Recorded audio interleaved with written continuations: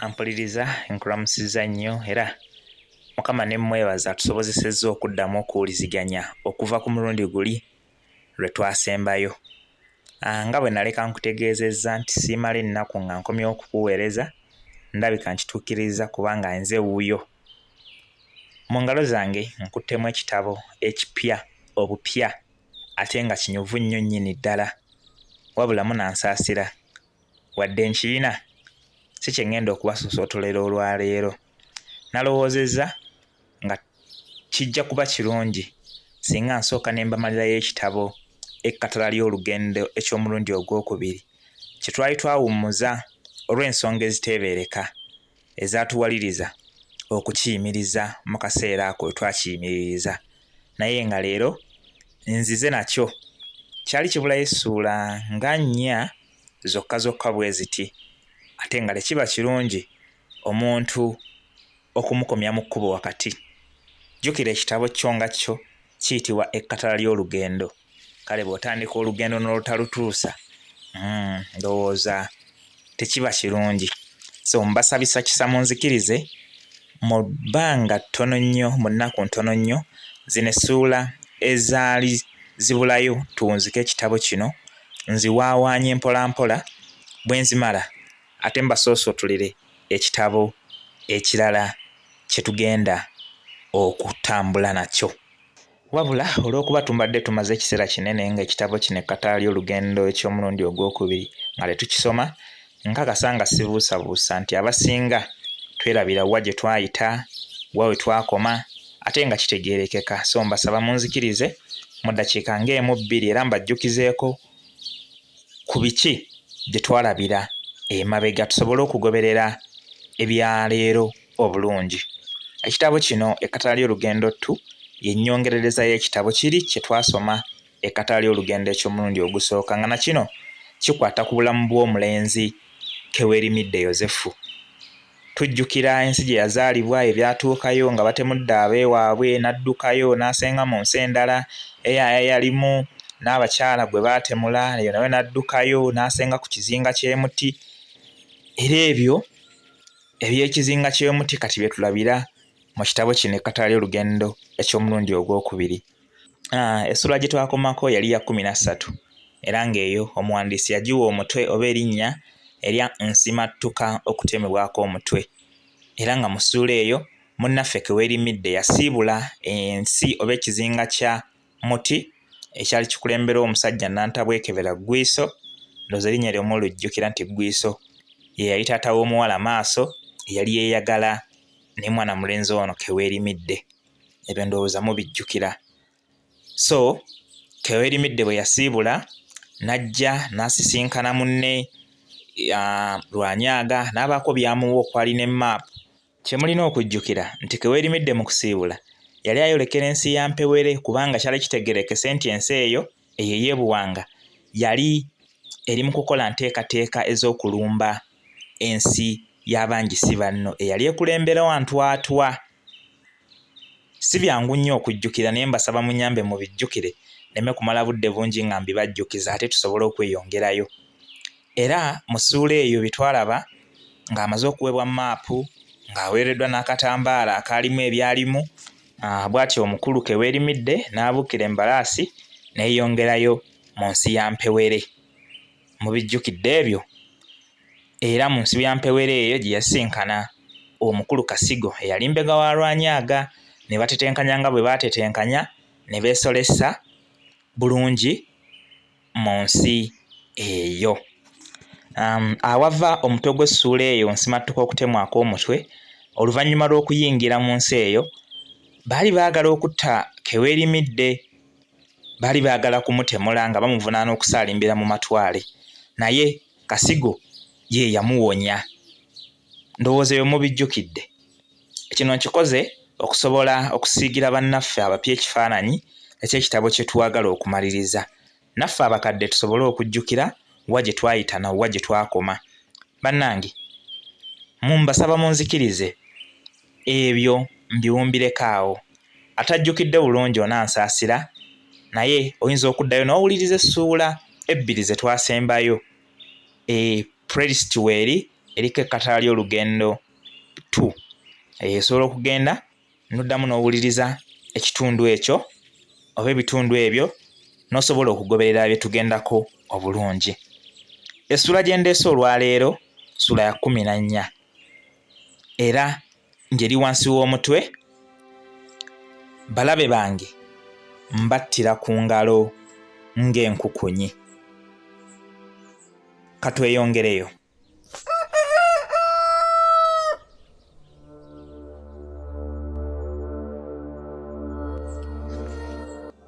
Nga wayiseewo ennaku 2 Kasigo yennyini yajja mu kisenge gye nnali nzigaliddwa n'anfulumyayo wabula nga talina kigambo kyonna kyambuulidde mpozi okuntemyako ng'alinga ngamba byonna mbimulekere.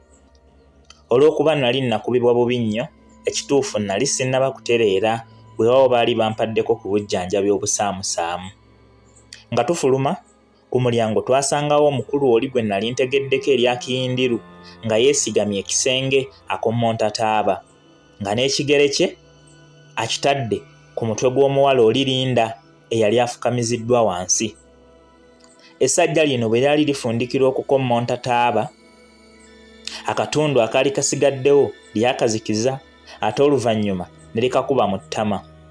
Mu kaseera ako kennyini najjukira ng'ekikolwa kye kimu ekyo nali nakirabako olunaku ensi yaffe ey'amaanyi g'abazira lwe yasaanyizibwawo era wano nali ntegedde nti lino ly'essajja lyennyini eryali lyakulemberamu abatemu abaali banzitira bannange.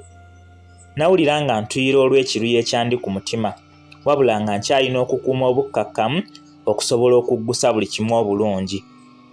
Nga limaze okumira bye lyali ligaaya lyagamba Kasigo nti oyo yabadde yeefudde omuzira akkiriza okukola nga bwe twateesezza. Ko Kasigo nti ng'abadde ayinza kugaanira wa nga mwannyinaffe tumulina pozi ng'ayagala tumusaaweko omutwe ng'alaba. Awo lyaddiramu nti kitukoze bulungi naye kakasa nti tufuna amawulire amatuufu mu ssaawa 24 zokka tuleme kwawukana ku nteekateeka zaffe. Ko Kasigo nti buli kimu kigenda kuggwa bulungi nga bw'okyagala mukama wange. Nga tusimbula essajja lino lyankomekkereza bwe sigeze okwesiriwaza kubanga olwo mwannyinaze nali musaddaase anti obulamu bwe bwe bwali obw'okulugenda ng'omusingo ate era nti nange nali wa kuyiggibwa era bantemule singa sikola gwali guntumiddwa. Wabula okumanya twamusiriwaza ne tudda ne mukati omuwala Linda yalabwako nga nkaabira ekintu ekyayongera okumukakasa nti twali baana bandeemu mpozi ekituufu twali tumuzannyira ku mutwe. Wakati mu kuluma emba olw'obusungu obwandi mu mmeeme nawo obweyamu ngambu bwe nali ngenda okukola omulimu ogwali guntumiddwa era awo ekyaddako Kasigo kunteeka ku mbalaasi bwe tutyo ne twejjawo wabula ng'ekituufu n'omulimu gwe ng'endako nange sinnaba kugutegeera. Ekifo omwali bwe twekengera nga tumaze okukisomoka nze yali atunula nga abulayo essaawa emu yokka okufa neekomyawo engulu anti obulumi bwe nalimu nga kyenkana n'abukubisizzaamu emirundi ng'ena okusobola okukimba balibbula nti ne Kasigo yali yankuba bubi nnyo. Nga nkomyewo mu mbeera yange entuufu ffembi twetunuulira ne tuseka nga munnange bw'antenda okuba omulimba ow'ebbaluwa ssaako n'obuvumu bwe nalina. Nze nasekanga mutenda magezi ssaako n'okumwebaza olwa byonna bye yali ankoledde wabula obuye kumwebaza ennyo yabigaana n'antegeeza mbu ye yali atuukiriza buvunaanyizibwa obwamukwasibwa mukama we Mmugu nze gwe nali mmanyi nti yeerwanyaga. Nga tweyongerayo namubuuza gye twali tulaga ye kwe kuŋŋamba nti oli mulimbi mbu tugenda kukuweereza mu nsi y'abangi si banno oyongere okette ku bye wali teweekakasa olwo tukomezeewo amawulire tusobole okuba n'ekifaananyi ekituufu era ye obusiru bwe bumulowoozesa nti gy'oyolekera kumbe gwe mmaze okukutolosaayo. Naddamu n'enseka nga mpulidde ebigambo bya Kasigo ebyo ate oluvannyuma ne mubuuza engeri y'okununula Linda okuva mu buwambe gye twali tumulese kwe kunziramu nti oyo Linda aliwo kununula bawambiddwa wabula si ye kununulibwa. Omulaba ng'akyali omuto naye muzibu nnyo naffe abakola naye tumutya era mu bye weeraliikirira ye tomuteekamu kuba ne bwe mbasizeeyo kumuyamba asobolera ddala okwetolosa. Ebyo bwe byangwa mu kutu ne nzisa ekikkowe kuba nali mmaze okukakasa nti abantu b'enkola nabo si ba muniino. Olw'okuba omulimo nali ŋŋambiddwa kugumaliriza mu ssaawa 24, twayiye ekirina okulimbibwa kiyindiru kuba ekituufu nze saali waakuddayo mu lubiri lwabwe, era ekyaliwo ekyangu Kasigo kumulimba nga bwe nali neetemudde nga twakaawukana. Olwamala okulaba nti kijja kutukolera, nze ne nkoowoola embalaasi yange gye nali nalengedde dda, ate oluvannyuma n'ebyokulwanyisa byange nabyo ne mbikwekula gye nali nabivumbise. Ebyo bwe byaggwa ne neekuba ku mbalaasi neeyongereyokko awaali empuku mwe nali awo okusula. Olwo ye Kasigo n'addayo mu lubiri lwa Mpewere aloope bwe neesaddaase. Mbu ng'awulidde bwe nali neesaanyizzaawo, Kindiru yagamba Kasigo nti ekyo si kikulu, kasita yasangiddwa atubuulidde ebisinga, era sirowooza nti tukyalina kye tulinda ekirala. Ekiro kyenkya lwe tuteekwa okulumba ne banne bonna okubasaanyaawo. Kati kannyina nako tukatte olunalo luggwe. Mbu Kasigo kwe kumubuuza nti mukama wange, ogenda kukatta nga tosoose kukeesa kwesanyusaamu nako wadde? Ko Kiyindiru nti ye ate wamma oyogere nga mbadde nsiriwadde nnyo. Kasigo kwe kwongera n'amugamba nti mukama wange ondabye bwe nkulowoozaako ennyo, naye nze ndowooza kijja kuba kirungi singa okeesanyusizaako nga tukomyewo oluvannyuma lw'okuwangula olutalo lwe tugendako. Olabye otya? Ko Kiyindiru nti ekyo nakyo si kibi, tomanya kayinza okunsanyusa obulungi ne nkawasiza ddala. Ko Kasigo nti ate ekyo mbadde sikirowoozezza, naye nakyo kirungi, anti maama waako ne taata waako ogenda kuba omaze okubatta, olwo nga tekakyayina wakuddukira. Bwe bigambo bya Kasigo ebyo Kindiru bye yabyanukuza nseko nga bwe yeesunga okuva ku lutabaalo adde okunyumirwa. Enkeera nze amaaso gandi mu kkubo nga nninda obubaka bwonna okuva ewa Kasigo, era ku ssaawa nga 9 ez'akawungeezi mba nvuunyuula eŋŋano yange maaso gye yali yanjokera nga mpulira ajja emisinde ku mbalaasi. Nasooka ne neekweka kuba nali sikakasa yali ani.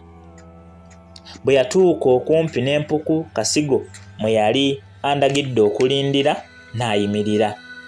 Ekyo kyandowoozesa nga Kasigo ye yali amusindise, bwe ntyo ne nvaayo gye nali neekwese okumusisinkana. Ono obubaka bwe yali andeetedde bwali buntegeeza ng'eggye lya Mpewere bwe lyali linaatera okusimbula okwolekera ensi y'abangi si banno, kale nga nnina okweteekateeka. Ssaawa nga zisemberera okuwera 12 ez'akawungeezi, eggye lya Mpewere eryali likulembeddwa Kindiru lyasimbula okwolekera bangi si banno, anti baayagala batuuke nga tebunnaba kukya, awo otulo we tuwoomera babakoleko nga bwe baali bateeseteese. Ekyanneeraliikiriza y'engeri gye twali tugenda okufunamu mwannyinaze ekiro ekyo, kuba ennyumba mwe yali asula nga mpaawo wadde ayinza okugiteebereza. Ampuliriza, nzikiriza, ebyaleero mbifundikirire wano. Omulundi omulala we nnaava tweyongereyo n'essuula eno empanvu obulungi, essuula balabe bange mbattira ku ngalo ng'enkukunyi. Okutuusa omulundi omulala Mukama nga keeyiza, mubeere bulungi, mweraba.